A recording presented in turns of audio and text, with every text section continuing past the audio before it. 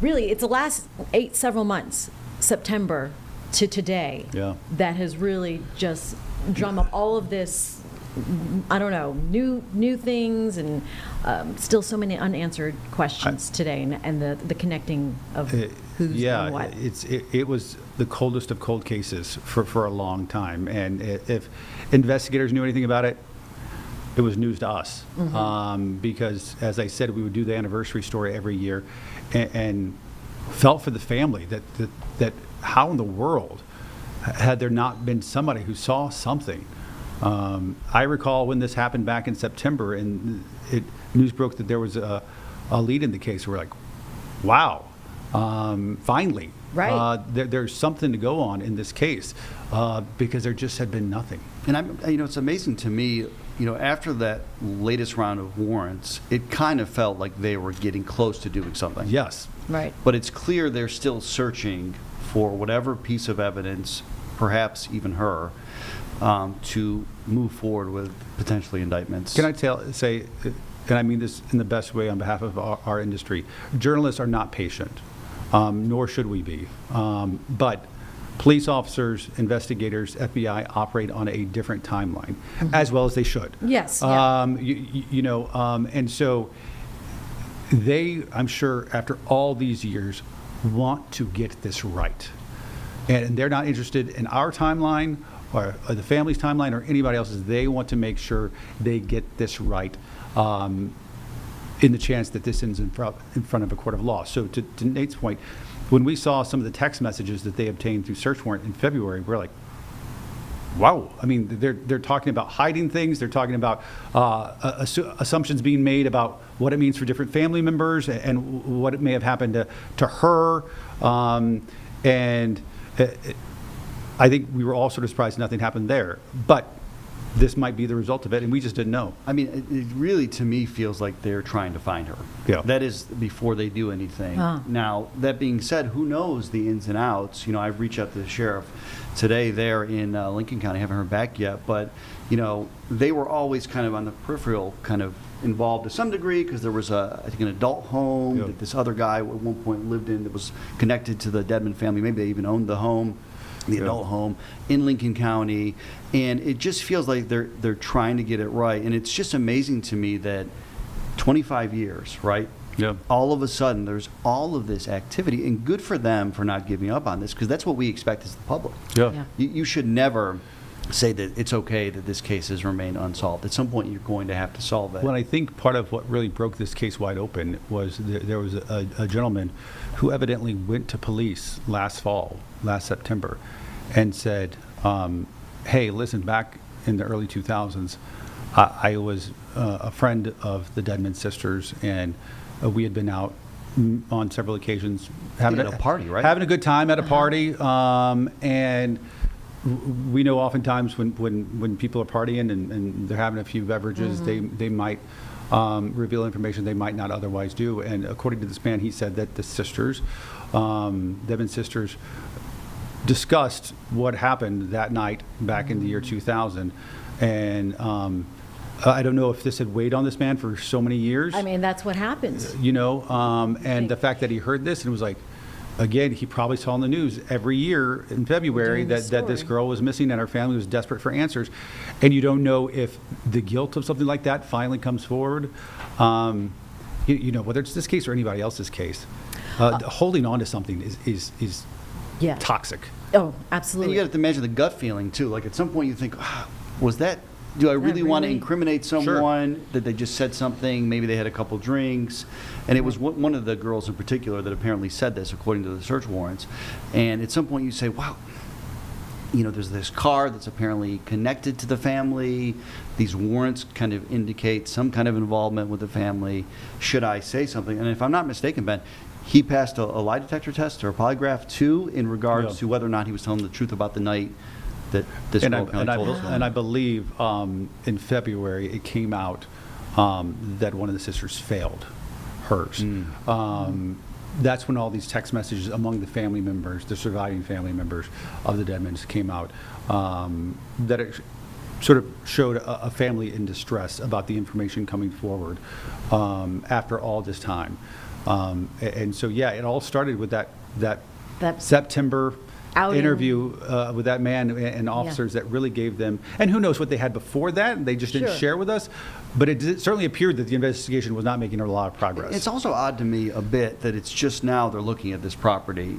If the deed records are in fact accurate. You found it in a few minutes this morning. Yeah, that apparently there was some connection. At one point, they apparently owned that property or had some kind of ownership in that property. It's just surprising to me that it took, all these months later still to be out there. But who knows? Maybe they've been out there before. We just didn't know it. Right. We're looking at a live picture right now as our crews are just trying to gather some video. We can see people there now on scene. It looks like I saw maybe half a dozen people walk in orange into some of the heavily wooded areas.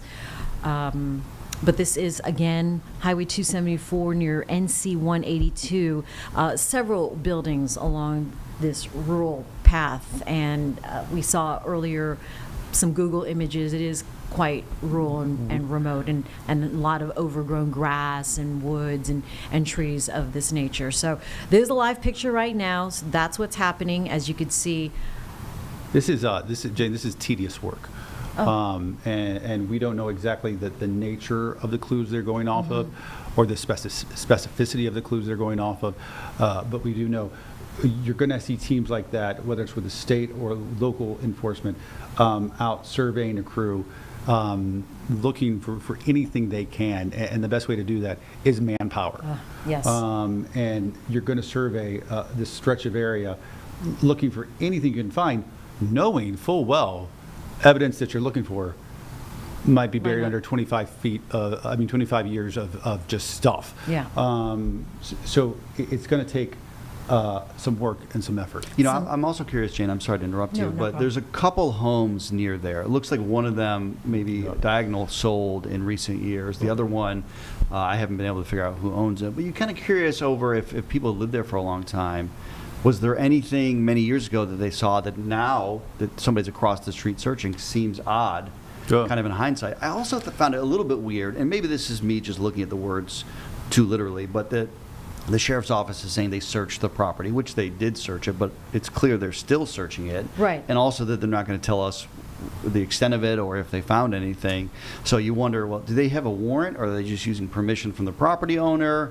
What court records might be out? I was going to say, as we regroup here just after 10:30, it's at 10:37. You're watching Live Impact News on WCNC Plus with Nate Morobito, Ben Thompson, myself, Jane Monreal, and our producer on hand, kind of captaining the ship this morning, Jeb Goldman. The press release, media release sent out just a little less than an hour ago, the Cleveland County Sheriff's Office, the FBI, and the SBI continue to follow leads in the disappearance, related to the disappearance of 9-year-old Asha Degree. On April 4th, 2025, so that is today, these agencies, with assistance from the Lincoln County Sheriff's Office, searched past tense, including several buildings along Highway 274 and NC 182. The current property owner gave consent for the search and is not connected to our ongoing investigation in any way. No further information about the nature or outcome of the search will be released. So, yeah, Nate, talking about that, they searched it. They say they searched it. They do have information or permission from the property owner, and they're not going to let us know what the nature of this search is. For But now. Is this a Google image? Yeah, look at this. This is what is really, like, if you look at that top left corner, that's the property I believe we're talking about. Look at all of that forest back there. Look at how expansive that property is. And they seem to be hanging out a little bit near those trees. And Ben, when you look at that too, it's like, oh my gosh, like trying to find something Dense. in that dense area. And it's rural out there too. It does make you wonder, to Nate's point earlier, are they there because of just records that we can obtain, that Nate obtained this morning about property records, or is it something more specific that will guide them to a specific spot on this property or inside that vacant building? Because if it's a more general nature, then it could likely be a while before we hear or know anything, because it looks like a relatively large piece of property and densely forested area, part of it as well. If there's a more specific lead they're going off of, then we might know a little bit sooner. And here's what our reporter Walker Lawson, who's out there, just told us: there are no new warrants. So they did is not it. have to go to a judge. They went to a property owner and asked for permission to search. We don't know what information they have, if any, about that property, any specific portion of that property, other than maybe that at one point the Deadmans owned this piece of land, apparently according to the deeds. And based on your reporting, it appears they owned it till 2004. 2004, there was the first transfer of some kind of property at that intersection. Which would have been 4 years after her disappearance. Right. And that's always been kind of a big question, too, is the timing of all of this.